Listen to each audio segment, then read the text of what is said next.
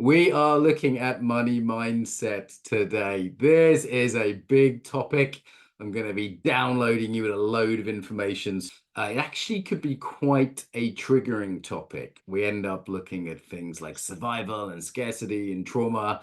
I've been studying this for about 20 years. Okay, so this is my own personal story was that as your mentor, I often tell you that you can take what's useful and leave the rest with mentors. My own personal story is that I came from quite a poor family, but one who were also quite hostile to money. I remember sometimes like a nice car would drive by and my dad would say, "Bet he had a small penis." Yeah. Or that like there'd be like oh, rich people. It would be subtle, but it would be the insinuation was something like if you're good, you're not rich, and if you're rich, you're not good. Okay. Anyone grow up with a story like that? Yeah, you may have had a different story, like money's very private and very dangerous. Or it might be that you're not loved unless you have money, right? There can be some quite heavy narratives around money that we're going to look at a little bit today. So because these things can be quite hardcore, just want to kind of let you know today's session is not going to be light, I would say. There will be some breakouts to chat about your personal stories as well. There is a big history to this. Actually, we could look at Nietzsche if we were to look at it in terms of its real philosophical basis, the idea of master and slave morality. So slave morality, as identified Nietzsche, is basically a compensatory morality. It's saying, you know what, we don't have money or power, but at least we're the good guys. Yeah. You will, his idea of resentment, which is the French for resentment. I don't know why he used the French. It sounds better, I guess. You'll also find very popular amongst the left, those who are left-leaning politically. George Orwell actually said, he said, socialists don't love the poor, they just hate the rich. And George Orwell was a leftist, a very good British leftist, actually, one that I respect and like very much. Wonderful writer, of course, 1984, Animal Farm. So it can be part of Christianity. It can be part of Buddhism. Buddhist monks give up all money. I know Buddhist monks who aren't even allowed to touch money. Yeah, so this idea of that somehow it's not spiritual to touch money, but there is a split between Theravada and Mahayana Buddhists, both philosophically and practically in that regard. So this kind of has a deep tradition, depending on your culture. So some cultures go the other way. So I have Jewish friends who see money as survival and a good thing. And that's part of their own heritage because they weren't allowed military or political power in Europe for a long time if you were Jewish, but they were allowed to lend money because that was actually a sin. It's called usury in Christianity and in Islam. So just because the historical conditions the Jews were in, to them, money became very, very different. They're not the only ones. The Lebanese, for example, were big traders, and there's other subgroups in China that you'll find with this. So it tends to be that there's a sort of ethnic heritage, if you will, in the same way as there is for anything else. Like if we were talking about authority, my Irishness or your Germanness would be very relevant. Okay. So let's identify some of the cultural money stories before we go to your personal ones. You might like them, disagree with them, embrace them. What is your cultural money story? I'll give you one more example. My ex-wife was Ukrainian, and they have a story like money is dangerous. Because what happened if you had an extra cow and Stalin came knocking? You were a kulak. They didn't just take the cow, they killed you. They had a quota of bourgeois to kill. And once they'd killed all the rich people, they started on the slightly richer farmers. So any successful farmer got killed. So, like when we made a load of money, I say we, it was me really. She would say, don't tell anyone. That was her story. Like money's dangerous. Like stop telling people you've got money. Yeah. So yeah, that's a Ukrainian cultural narrative. All right, what do you think is your cultural narrative around money? Please put your culture in the chat and in one sentence, if you can, the narrative. I know it's sometimes complex. Like USA, for example, money determines social class much more than the UK. Yeah. So let's see what money means safety and danger actually in Russia, right? Because you've also got that communist inheritance. Yeah. Money is a kind of power often in Moscow. You'd see people kind of really flaunt their money from a British perspective or a Dutch perspective. You see that in British Asians as well, fancy cars and watches and stuff like that. It's a form of status, essentially. Does money make you a better or a worse person? America and Russia would say better. Britain and Holland would say worse. Yeah. Don't talk about money. It's somehow taboo. My family are very taboo about money. I have no idea how much money my mother has. Literally no idea. She won't say. And she's quite elderly, Be nice to know. Yeah. Czechia, who is rich is immoral, right? So it could be like you've stolen it, right? It's kind of a socialist or post-socialist kind of narrative. A lot of the people who got money in Russia when communism collapsed were just the biggest thieves around, basically. And here's the thing, money is always a mixture of three things, okay? Talent, luck, and hard work. It's always some combination. Now, what combination do you think it is? If you see someone's rich, what's the chances they're hardworking? What's the chances? Maybe they just inherited it. They're lucky. Right place, right time. And what's the chances they're talented? What would you say was the percentage of those three things? Because it's always all three, right? Like, for example, I made a bunch of money with the Embodiment conference. Notice how you feel when I say that. That was a mixture of a lot of hard work, some talent, and potentially also some hard work, talent, and luck, just timing. Like COVID meant that I made twice as much money. It really helped online thing. It's just luck. What do you reckon? What's the mix?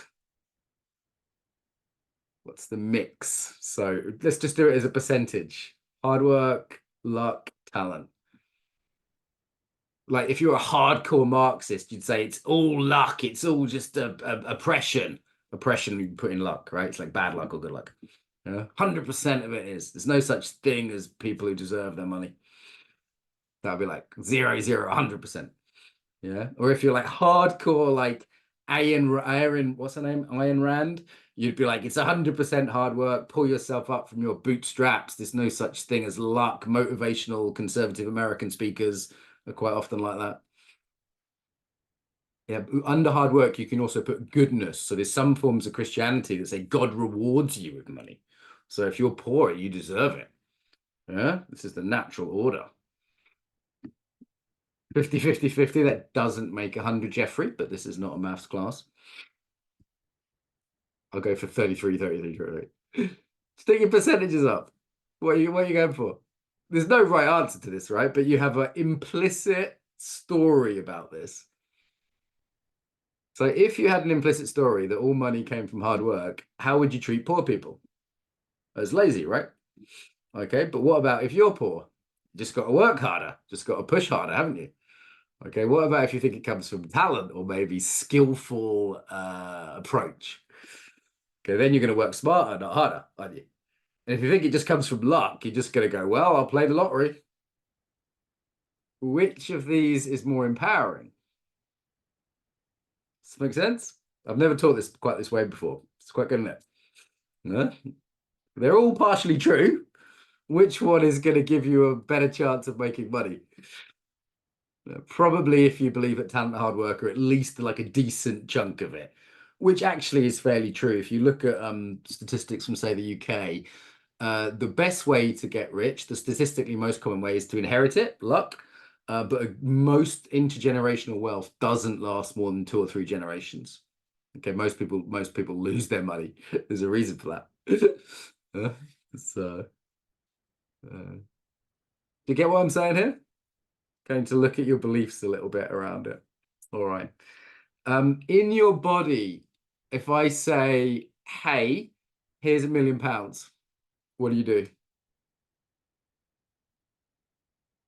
What do you do before you do the act? Some of you are like, yeah, oh, I'm overwhelmed. Some of you are like, yum. Some of you are like, give me it, quick, hide it. Sometimes we pass money around at a workshop. Sometimes I rip money up at workshops or burn it. That freaks people out. If I were to burn a €50 note now, I haven't got one on me, luckily. I've done that many times at workshops. Anyone see me rip up a €50 note at workshops? Do it quite a lot. Danny, you see me do that? So it freaks people out. How would you react to that if I were to waste money?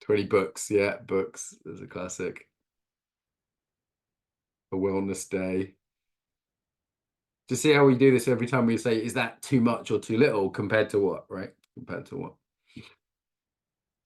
All right, let's look at this for a polyvagal lens or a trauma lens. So, does money make you more or less safe? Put in the chat, more or less. If you were to find a bag of money, would that make you more or less safe? Either of those answers has an impact on your nervous system, right? So we've looked at self-esteem and safety. Do you see how these are quite big issues? Yeah. Well, let me just ask you this really simply. I want the first word that comes into your mind. I'm going to say a sentence. I want you to notice the first word that comes in your mind and write it in the chat. Money is.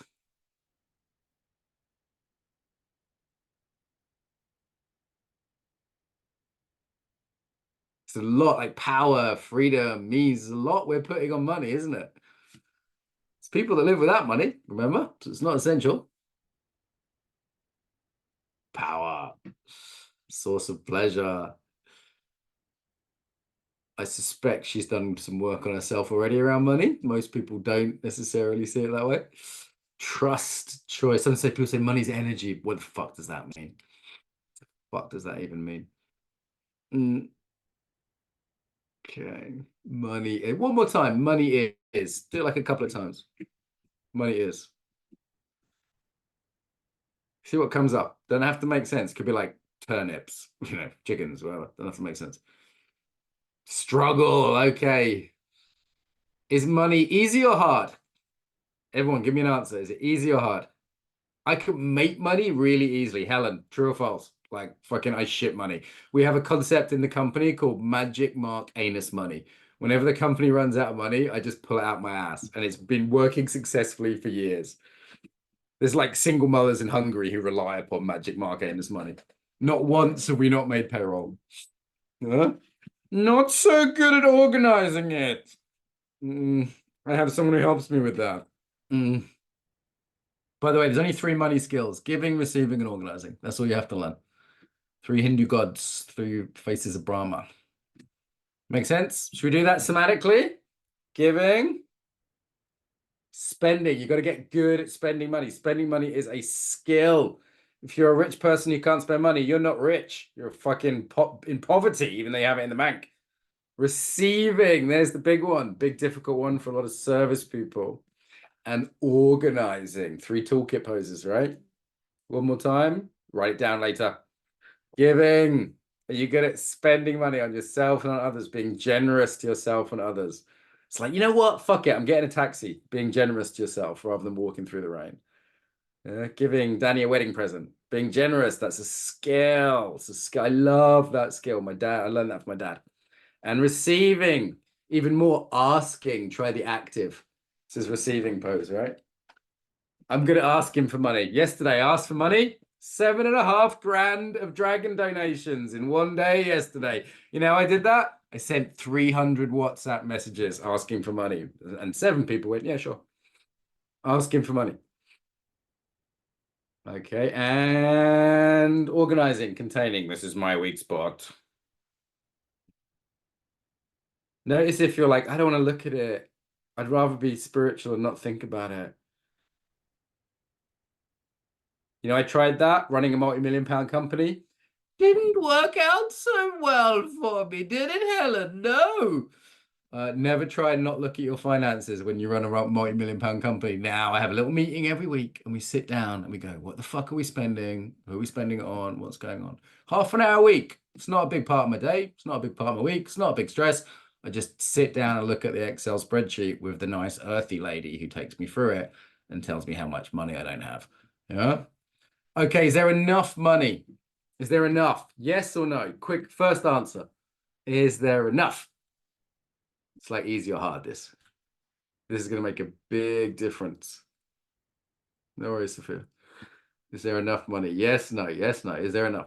I know he will remain unnamed, but he's one of the biggest names in Embodiment. He owns 2 ranches in California, has loads of big contracts with the US military, has loads of money, and he won't buy you a coffee. Okay? Because he doesn't have enough money. It's not enough. He's been living in the poverty he grew up with, and he's 75 years old now. He's been in poverty his whole life, even though he's now rich. Yeah? I know other people who are really poor, but they have plenty of money. Plenty of money. They'll always buy their friend a coffee. Yeah? It's one of my rules, by the way. I never psychologically allow myself to be so poor that I can't buy my friend lunch or a coffee. Okay? That's just like I just don't allow it. Yeah, even when I'm broke. Because it's like I don't want to be broke. You can be broke rich or broke. Does that make sense? Now, obviously, you have to have some common sense with that. I'm not going to be like, yeah, buy my friend a car when I'm fucking broke. Yeah. But it's psychologically that's important. Which you need to practice: spending, asking, organizing.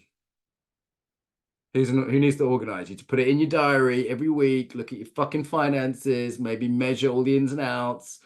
Good little exercise Martin Aylward gave me years ago, a friend of mine. Spent for a month, I noted everything I spent. I know we don't like doing this, right? Like I've been doing it with calories and oh, I'm losing weight. Who would have thought? Yeah, because I'm actually fucking monitoring it. It's the same with money. Like spend a month just monitoring it. You don't get neurotic about it. Same with calories, right? You can get really neurotic about that, right? Some of you are like ex-anorexic, don't do that. Okay. But for someone like me, you just like fucking, oh, I just eat what I want. Probably quite useful for a month. Same with money. You can measure it. What do you need to practice? Everything's built by practice, right? Who couldn't have done what I did yesterday, which was to ask people for $1,000? So I basically just texted a load of my friends saying, hey, I'm doing a new charity thing. Would like to do it. What do you want? Do you want to give us some money? Give us some money. $1,000. George gave $1,000, by the way. George Cow, who's on this course. Yeah. Generous man. Okay, who couldn't give $1,000 wedding present?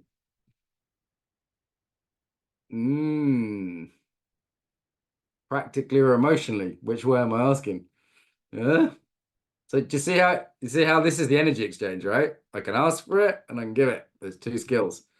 Okay, I'm pretty good at both of those. As I said, I'm like adequate now at the middle one. Adequate, because I fucking have to be because I run a business. Still not like my strength, but you can outsource some of this stuff. Cool. So you're starting to get a bit of idea what your money story might be? Is it money scarce? Money's not enough. It's hard. It's so hard to make money. It's easy to make money. Huh? I have that belief. I choose to have that belief, but I also have grounding for that belief, right? First member of my family to make £1,000,000, to have £1,000,000 in the bank during the embodiment conference. I did a screenshot. I sent it to my aunt, and she was like, "Yeah, whatever." I was like, "For fuck's sake, fucking your dad was an illiterate Irish peasant. 2 generations later, I've got a squillion squid. Fuck you. Let's fucking have a little party, if only for the fucking where we came from." Yeah. Children of immigrants, we make fucking money. Uh, Anyone else from an immigrant family? Some of the best entrepreneurs. Good. What embodiment skills do you have that are good for making money? What embodied capacities? Some of you are like, none, I'm useless. And I hold the belief that I'm a hippie and that makes me morally superior. Get rid of that shit if you're my mentee. We'll slap that out of you. Okay, just slap that out of you now. Just anyone's got that. I'm bad with money, like boasting about it. Fuck that shit. That's actually morally repugnant because sometimes you will need to give a wedding present or a medical operation or get a taxi to see your sister because she's upset. Okay, you will need those things. It's not morally nice to be powerless. It's a form of disempowerment. So this is this slave morality. I can't have power, so I'm going to say power's bad. Resentment. Anyone getting an idea of what their money story might be? Stick it in the chat. Keep it as simple as you can. Like, there's not enough money, or I'm better. What is it? What is it? It could be a million things, but usually something to do with power, survival, belonging. If all your friends are poor, do you really want to get rich? Some of them will be jealous. By the way, if you get rich, you'll lose about a third of your friends. third of people, in my experience of gaining money, about a third of people want it and they become a bit kind of false friendly. About a third don't give a shit, like my sister. She's just like, whatever. Okay. And about a third will hate you. Ready to lose a third of your friends? Who's just by show of hands? Who would happily lose a third of their friends if it meant they got money? Nobody's like, I don't give a fuck about my friends. Okay, and who would be like, oh, I don't want to lose a third of my friends? And you know that deep down. It's about belonging, right? Fucking working class, mate, innit? Mm, don't have 30 friends. I bet you do. We'll get you 30 friends. 30, I said friends, not boyfriends, just for the record. Okay. So, have I ever had 30 girlfriends? Let's not go there. When I was young and decadent and had the energy. All right, let's do breakout rooms. What is your money story? See if we can work it out. Groups of 3. See if you can get it down to like one sentence. Money is dangerous. There's enough money. I'm good if I don't have money. Blah, blah, blah. Okay, give me the real one, not like the bullshit one that you, this is like the deep unconscious one. Yeah. Nice to see some smiles, a few frowns, no one too traumatized. As I said, like it can be surprisingly threatening talking about this stuff. We're looking at like survival and self-esteem and safety. It's quite hardcore, like lower chakra stuff. Yeah. Get a bit clearer on your story. This can take weeks, years. Here's a few little exercises to do. 1, keep asking yourself money is, like do it as an inquiry, right? 2, notice your body every time you take money out of the ATM or you spend money. Okay, so bring a bit more somatic awareness. 3, actually make budgets or look at what you actually spend. Like stop ignoring it. It's not grown up. Okay, it doesn't help. It's like ignoring your fitness or whatever. Yeah, you've got to really look at it squarely before you can, even if you say, hey, I want to be free and not think about it. The broke hippies I know spend way more time thinking about money than the comfortably middle class people I know. Way more time because they have to. So ignoring it doesn't help. The other one is notice every time you're like smug about being bad with money. You hear people say, oh, I'm terrible at marketing. And then they're like smug about it. That should be like saying, what's like a deep shame? Oh, baby. Hey, baby. That's Andy's baby. It would be like if someone said, like, I'm terrible at making love. Like they wouldn't be like, I'm such a bad shag. Like I can't satisfy a woman. You'd be like, dude, fucking learn some basics. Do you know what I mean? Just fucking take some tips off a lesbian friend. What do you need, man? It's like you wouldn't be proud of that if you were terrible at making love, right? So why are some people proud of being terrible at making money? To me, it's just weird. Yeah. It's like this weird slave morality secondary payoff of, I'm spiritually superior to you. And there's a history to that, culture of Christianity and different things. But, I'd say if you're my mentees, let's get rid of that shit. All right, let's get rid of that shit. So I don't think it's the most important thing in the world, but it needs to be what we call right-sized. It's like fitness. You don't need to be a beautiful fitness model, right? You don't need to be a bikini competitor or something, but you need to be fit. You need to be healthy. Otherwise, life's going to suck. You'll be ill. Okay. So we need to right size money. Does that make sense? Yeah. Good. So is your money story useful or not? If you haven't already, stick it in the chat and tell me if it's useful or not. If it is useful, you can keep it. You might want to be careful with it, but you can still keep it. Tell us your money story. Stick it in the chat. Is it useful or not? You're not new to this work. Give us a wave if you're new. Pretty new to this. Hopefully you've done something on this topic before. It's one with the apprenticeship we'll kind of look at every 2 or 3 months, right? To challenge each other. Partially useful. Yeah, a lot of time there. Here's the thing. It's got to be useful for something. It might be useful for belonging or self-esteem. It might not be useful for making money, but it might have another use. Does that make sense? Secondary payoff. Okay, so I take money from others. That's how. So when you see people saying tax millionaires, because they think that millionaires got their money by stealing it from everyone else, but that's not how money works. Not how money works. You actually look into it. Need to organize more. But why don't you organize? Is your story like money's stressful to look at? Then of course it becomes way more stressful when you don't look at it. Did anyone, when I was a student, I used to like take money out of the ATM and I'd be like not looking at the machine because like dead. I'd be like, oh my God, any left? I don't have that. Yeah. People have some weird stories about it. Like some cultures I go to, they have this thing that people really try and pay. Like in Turkey or some Arabic countries, people will like fight over paying. Or they'll like pay secretly when their feminist friend's not looking. Yeah, it's becomes like a game almost, to like pay when you're going to the toilets and stuff like that. Anyone come from one of those cultures? Turkey you'll see it, some Arabic, Spain a little bit, yeah, Czech as well maybe. Becomes like a point of pride. So again, that could be helpful, could be not. Yeah, I'm not seeing all your money stories here. There's still a few people not answered. Anyone totally lost? So like I have no idea what my money story is. It's some weird cocktail of things, maybe. So notice, here's the inquiry. The things you do, what might that reveal about your money story? Not what you cognitively, consciously think, but for example, if I keep getting broke, my story might be it's not good to have money, right? If I have lots of money in the bank, my story might be you have to hold money, you have to keep hold of it, you can't spend it. Yeah. So I know you think it's about the external world and the economy and luck, and to some extent it always is. But if you were to just look at your behavior, what might someone guess your money story is? Someone else who doesn't know your internal motivation because you don't either. Your brain lies to you. Okay, so you've got a bit of a combo.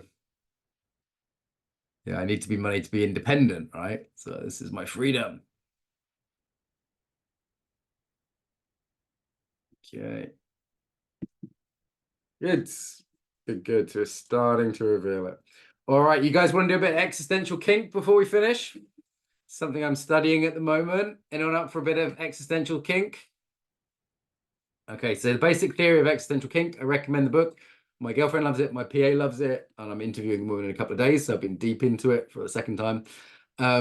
Is that we don't really know what we want, but we create situations that are familiar, like being poor, for example, just because they're familiar, and because on some level we get a kick out of it.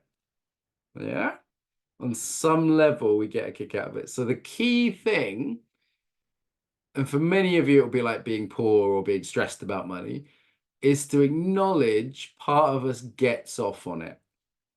And you might be like, no, I'd rather be rich. Yeah, but part of you keeps being poor. So maybe part of you gets off on it. And you can get off on being spanked and slapped and strangled and all sorts of weird things, right? So people get off on way weirder things than being poor. Yeah, some people like some really nasty shit, trust me. So being poor is not the weirdest thing you'll ever come across. And I want you to close your eyes if you're up for it. You can turn your camera on or off as you like. And think about, like, it's maybe for you, it's being stressed about money, being poor, whatever the thing is. And admit that part of you quite likes it. It's like spank me, daddy. Part of you quite enjoys being broke or being stressed about money. Like I have to really hustle for money, and part of me goes, I quite like the hustle. It's true, innit, Helen? I quite like a hustle. I quite like being like, right, I've got to do it. It's gonna might be hard to admit. This is a little bit of an advanced practice. I was flying yesterday. I don't like flying. Then part of me was like, you know what? I quite like just having like a man with a mustache totally in charge of my life for 2 hours. Bit kinky. So just part of you quite like being the destitute, powerless. People like being tied up, don't they? They like being powerless. People get off on it. There's nothing more powerless than having no money. Maybe you quite like telling your friends how poor you are, how stressed you are about money. Maybe it makes you feel alive. Reminds you of something from your childhood. And your job is to enjoy it as much as possible. So really like lean into the kink. Nobody knows how weird you are. It's all in your own head. Your job's to be like, you know what? I'm a feminist and I don't want to say all this, but can you slap me and call me a whore? Like I've had girlfriends like that. Okay. So it's like, but don't you're not going to admit it to anyone. It's just you. You might be like, I'm a businessman, but I like to be tied up and treated like a baby. Okay, your thing is, you know what? I know I pretend to be a strong, independent woman, but really I like having no money and having to go to my family and beg for money.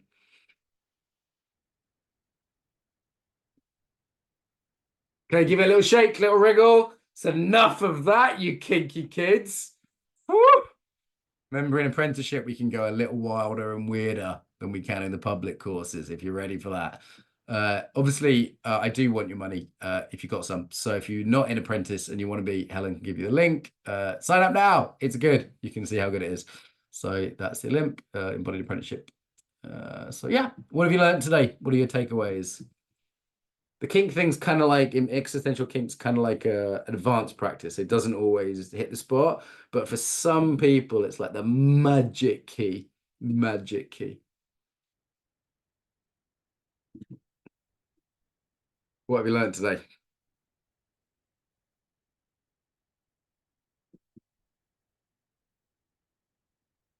You want a different money mindset. Okay, good. So act differently and change your beliefs that way through action. Yeah. You can also notice when you're acting from that old belief. Also, be careful what you say, like saying, oh, I'm crap at marketing. Say, I'm learning marketing. Yeah. Be careful the spell you cast upon yourself. I'm learning marketing. It's true. You're learning marketing if you're part of this apprenticeship. It's totally true. I'm not lying. Yeah. I might say my family are crap at money, but I'm getting better and my kids are going to be even better. Yeah. I didn't get the education I needed about money, but I'm getting it myself. What are the things you need to practice? Giving, receiving, organizing, body practice. Right. What's your new money story? The one you choose, even if you don't quite believe it yet. You've got some brainwashing to do. Huh?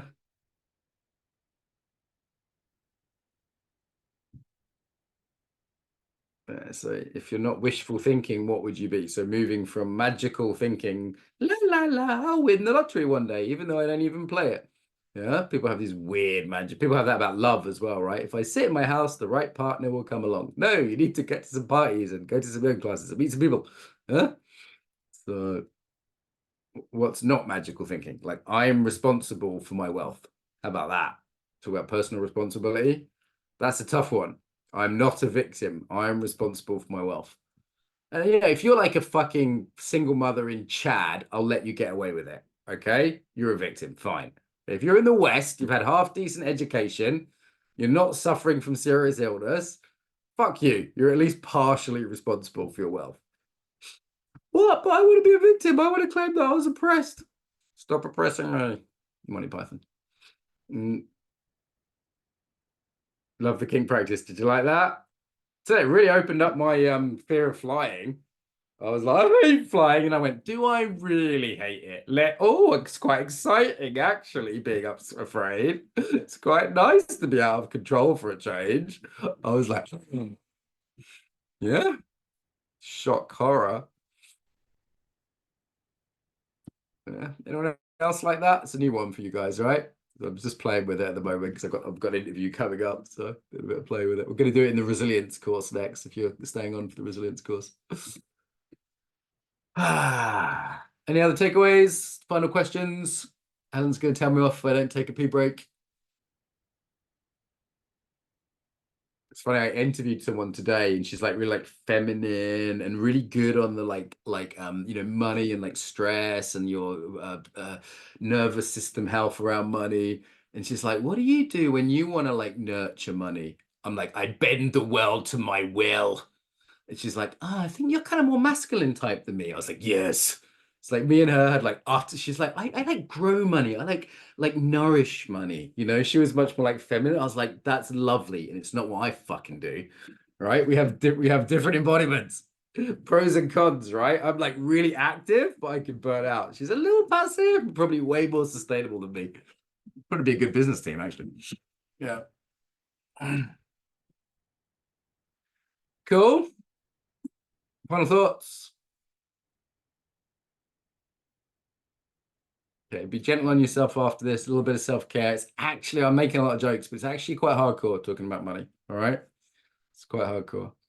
Yeah. Listen, here's your homework. Listen for money stories from others. Listen to the things they say. Or and sometimes it's implicit, right? Like my mum making noises at rich people or whatever. Yeah. Up for the homework? Stick in the WhatsApp group how it goes. Every time you hear a money story, put it in the WhatsApp group because probably inspire others and remind them to practice. Yeah. Cool. I think that was a pretty fucking good session, Helen. I think that was worth the price of apprenticeship this month just for that. Just for that. Good. I hope some of you voyeurs fucking put some money down and invest in yourselves because you're worth it. No, because you'll get something back. Mm. Good. Best book of money mindset. Oh, there's loads. We'll talk about that next time. I got like a fucking 10 on my shelf. There's none that I love, but there's like a whole bunch I could recommend. Maybe we could stick that in the WhatsApp group. Your favorite ones. A lot of them are a little bit like new agey, like a mat. Just believe and money will come. I think that's bollocks. Yeah. All right. I'll look at my bookshelf. You remind me in the WhatsApp. I've got to go. Not Napoleon Hill. It's not Think and Grow Rich. All right. Nice one. Cheers, everyone. Thank you, Helen. Bye.